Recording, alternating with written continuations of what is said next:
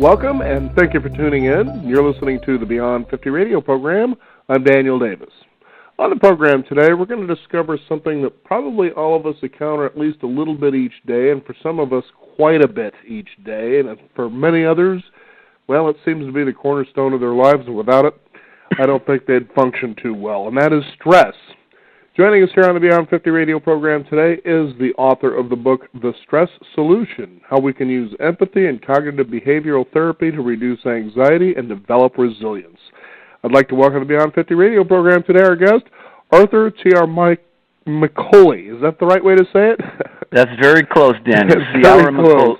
Ciara McCauley. Ciara McCauley, very good. Yes. Now tell us how you came into this particular field and developed the kind of solutions that you did when it comes to something like stress and anxiety. Well, I focus a great deal on stress because the rates of stress, Daniel, in our society have accentuated so much recently.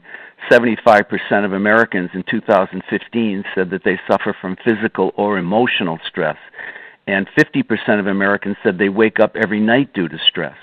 And last year as well, 75% of visits to primary care physicians was caused by stress, and 60% of all illnesses was precipitated by stress.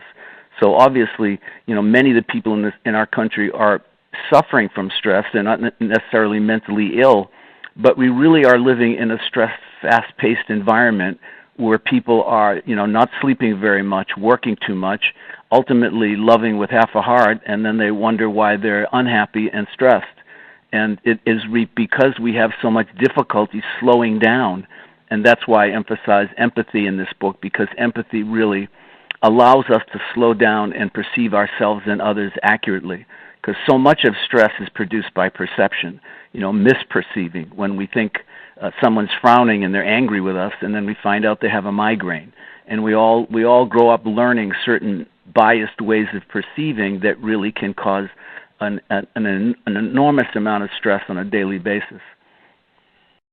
Now, it's interesting because we had a guest on our program some time ago, and he was saying that we tend to, this day and age, work more from the beta state of our brain, and that is something that causes quite a bit of stress as well. What are your thoughts on something like that? Well, I think we're working from what I call performance addiction, which is the belief that perfecting appearance and achieving status will secure love and respect. I think a lot of people overwork and are overdriven and are not working for the right reasons. They don't necessarily love what they do. They're very focused on the outcome, and they're so focused on the outcome because they're trying to make up for some childhood hurts or slights where their self-esteem is lacking. I wrote a book not long ago called Performance Addiction, where I really focus on the very capable people who can't seem to achieve a balance in their lives and achieve happiness because they're not really very involved in the process. They don't listen very well, and they're not very present. They're more focused on the applause I'm going to get at the end of my efforts to try to make up for what's missing inside.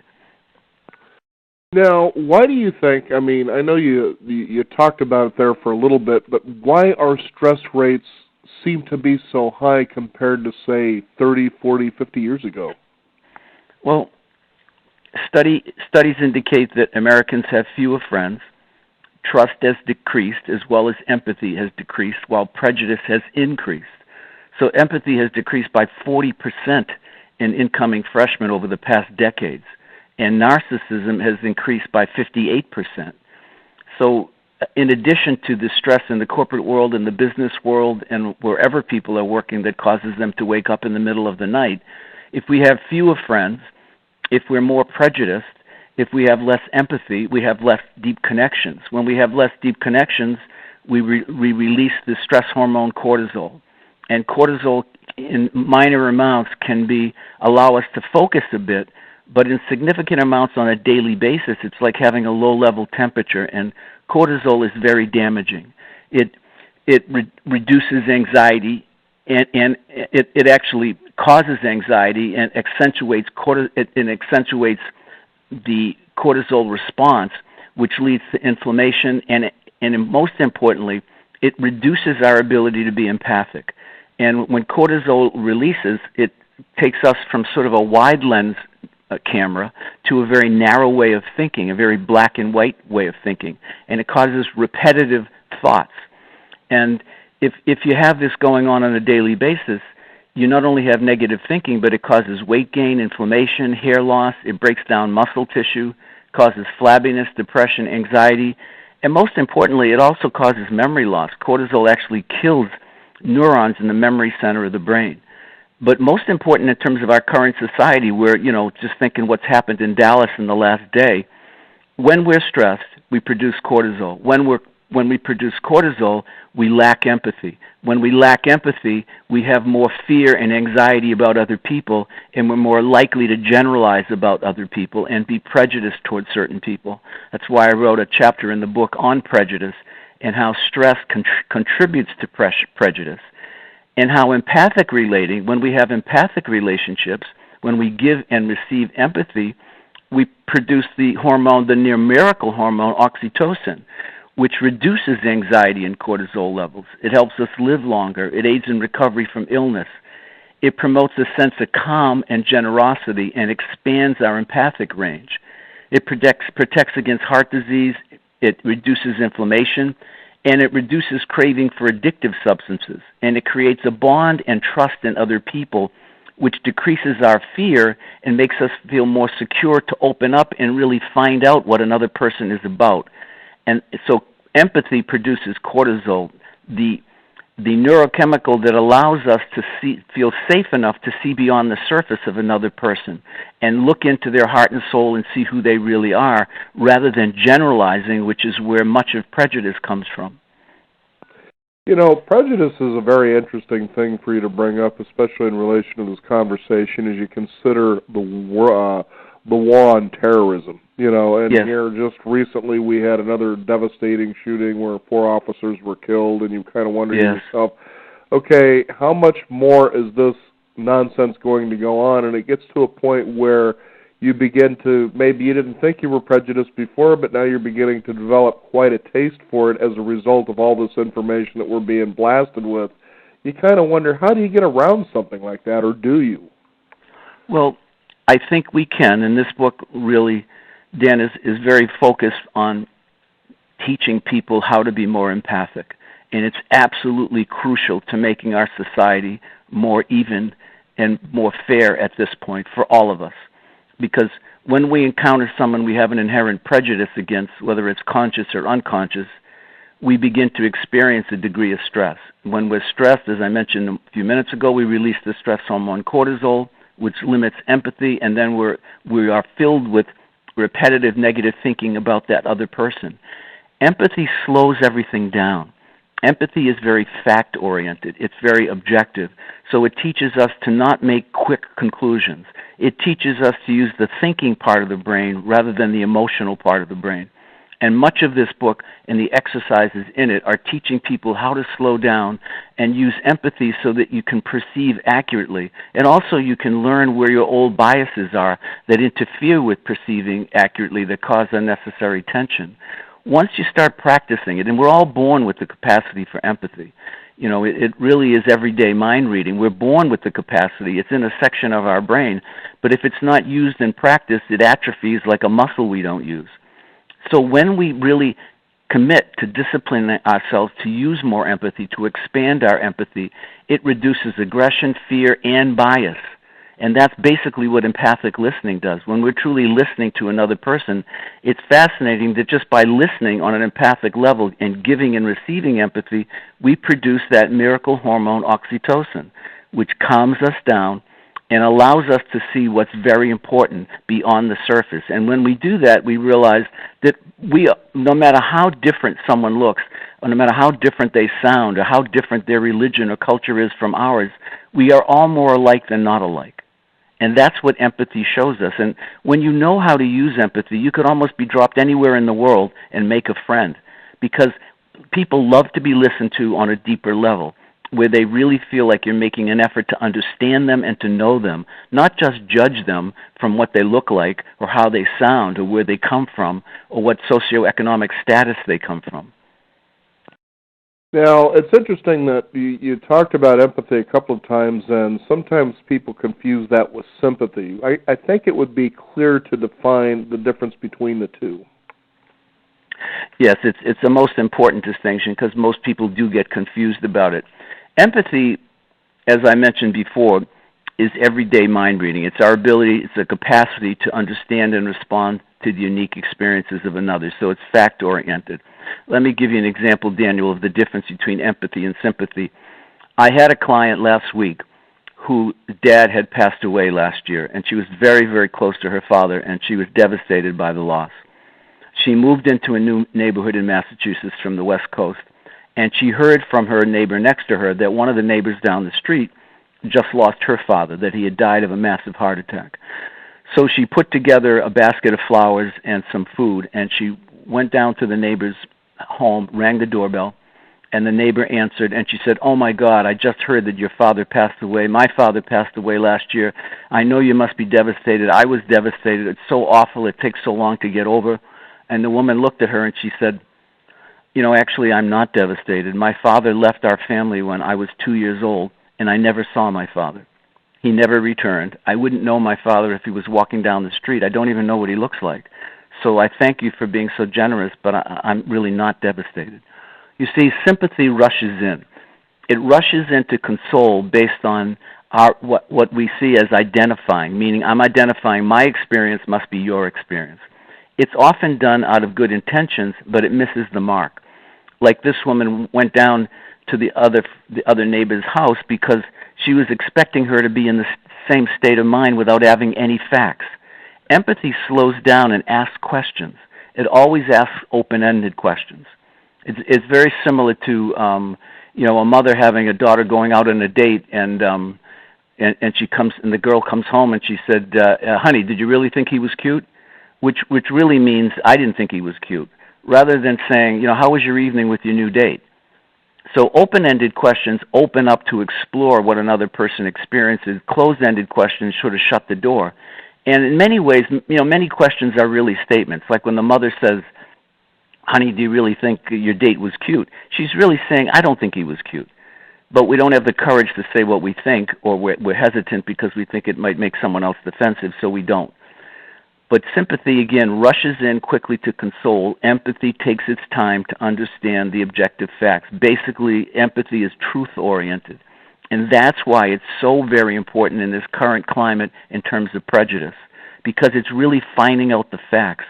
It's not because, if a police officer shot someone in your neighborhood, you automatically assume all police officers are bad, or one group does something to you, or you do like people who go through divorce, then all of a sudden all women are bad, or all men are bad, or if your wife divorced you and she was Irish American, now the Irish are not good. And it's taking one little experience and then extending it to all people of that culture or that background, which is a cardinal mistake, and it creates an inordinate amount of stress. It's just also amazing to realize, that once you can put your finger on where your stress is coming from, that it might be just a little simpler to relieve that. One of the things that you've talked about pretty consistently as well is the fact that a lot of times people experience and perceive the world through a filter of something from their past. As they say, we live through our past to be in the present. And that's certainly something we need to learn to change if we're ever going to experience a lot of times just how kind reality is in the present moment. Yes, absolutely agree, Daniel. I mean, I always tell people that early in life, I think we all create a novel, a fictitious story about ourselves that we write based on what we think is being reflected back to us from those around us, as if we're looking at ourselves in a mirror. But if the mirrors you're looking into are cracked or inaccurate, you get a distorted view of yourself, as you would in a circus mirror. And as a result, you create an inaccurate story about yourself, and this story sets the stage for an irrational belief system. We can't change the story alone. We're all too subjective. We need a group of people in our lives that give us honest feedback so that we can obtain an accurate view of who we are today, a more objective account than the one we came to believe earlier in life. And that's really what I believe is the responsibility of all adults, because we grow up with a novel in our heads about ourselves, and we need to make that fiction story nonfiction. And the only way we can do that is to give and receive empathy, to get objective, empathic feedback from other people to find out who we are. Because it is amazing to me in my career. I mean, I've been a clinical psychologist for over 35 years, and people come in my office who think they're not intelligent, and they are. They think they're not attractive, and they are. They think they're not athletic, and they've never tried a sport. I mean, so much of this conditioning began early in life. And if you have these biases toward yourself, you're very likely to project them onto other people as well, or to be overly sensitive with other people so that your perceptions are distorted. And that's where cognitive behavioral therapy comes in, because it corrects distorted thinking. Like we talked about earlier, generalizing, magnifying, catastrophizing, black and white thinking. These are all ways of distorting reality about yourself and others. And if you're distorting reality, you can't be comfortable in your own skin. You're going to be stressed. You're more likely to be more prejudiced about yourself and others.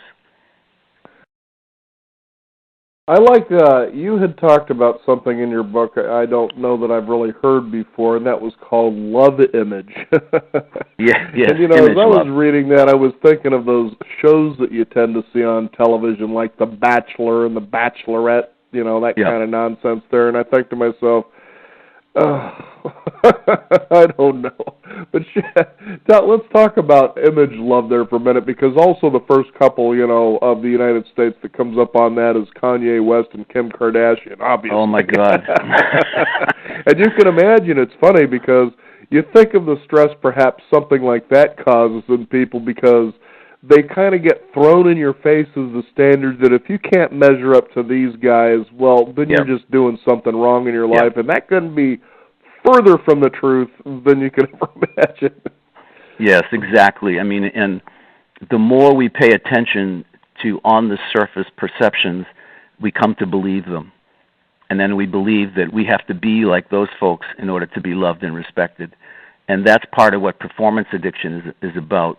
It is about that belief that you need to perfect how you look, and you need to achieve at a high level in order to gain love. And empathy is the heart of the relationship skills needed to help performance addicts move past image love to real love.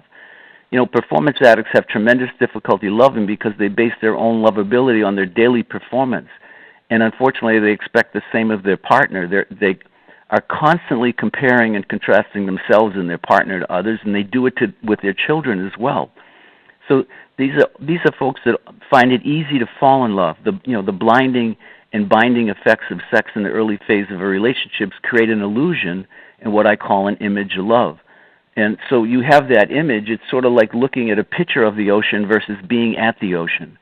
And empathy teaches us really about another person's character because it allows us to see beyond the surface.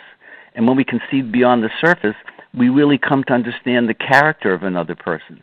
And when you understand the character of another person through empathy, you can decide whether you want to get close to that person or remain distant from that person. Empathy is a great guide in that regard. And interestingly, empathy, is also the key capacity that makes us most successful at work. Because if you're an educator or you're in the corporate world, it helps you read people. It helps you negotiate with people. I mean, Stephen Covey said many years ago, he was asked, what's the most important ingredient in being effective in the corporate world? And he said empathy. Because you need to understand your customer. You need to understand who you're dealing with. And, of course, in order to sustain love, many people with this, what I list as and describe as image love, many people can fall in love, but they can't sustain love.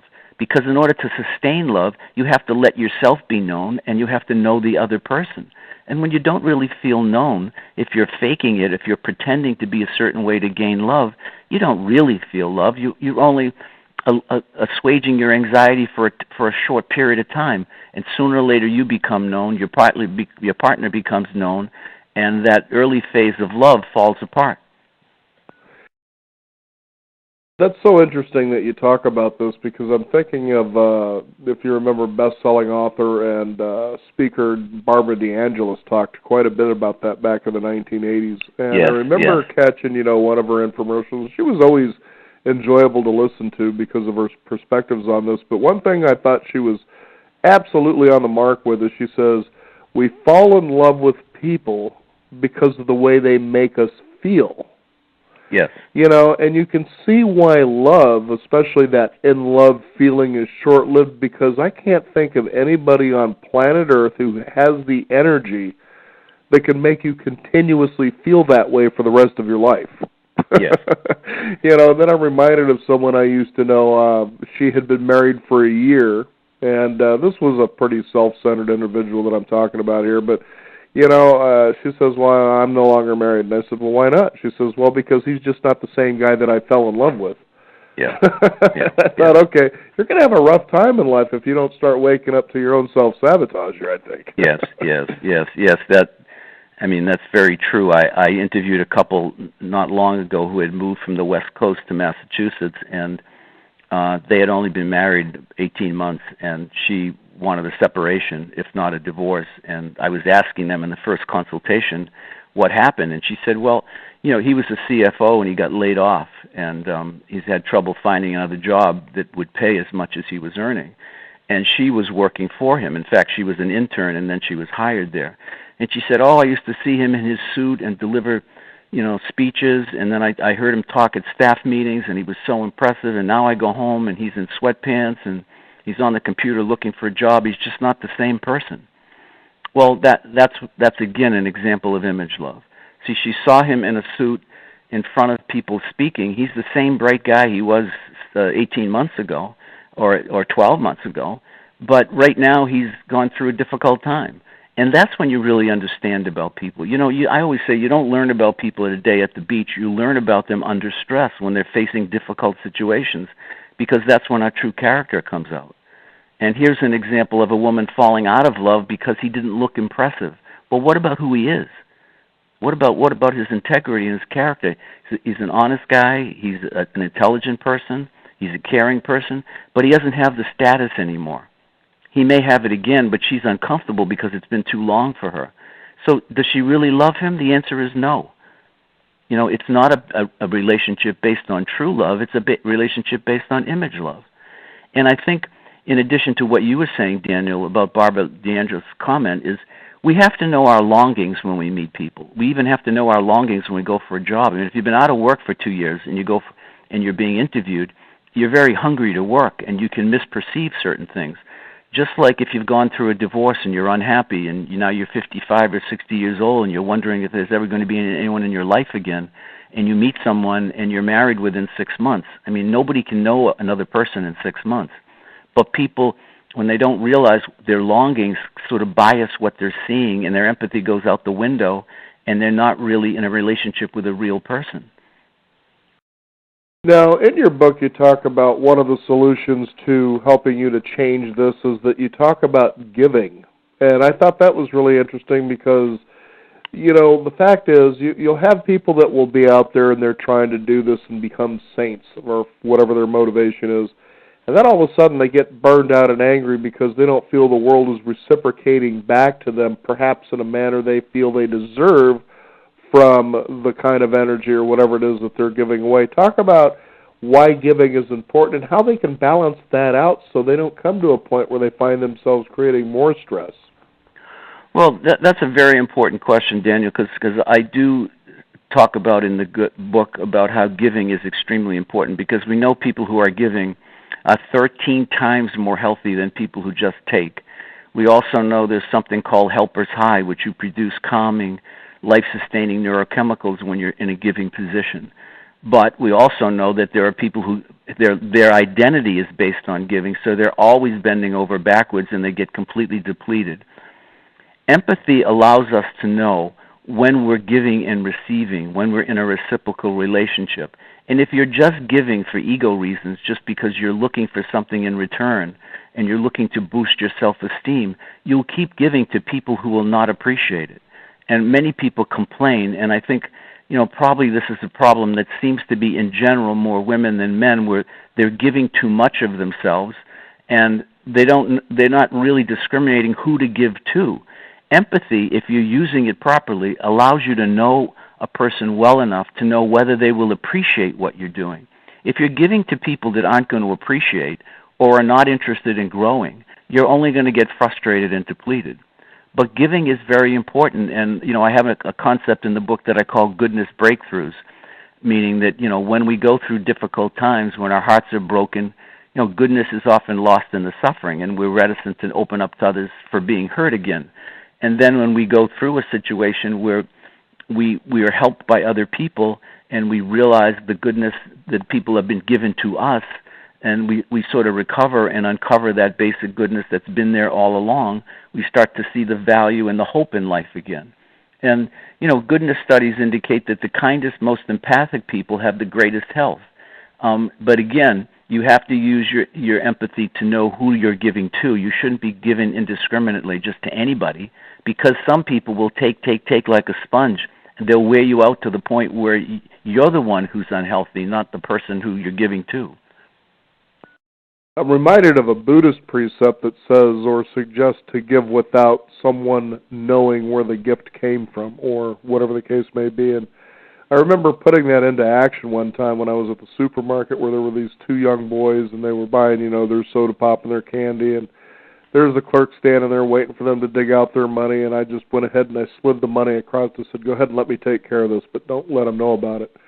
So as soon as they finally pulled their money out, they were about to hand the clerk just said, "Nope, don't worry about it. It's all done." And it was funny to watch them look at each other with bewilderment. Yes, that doesn't get any better than that.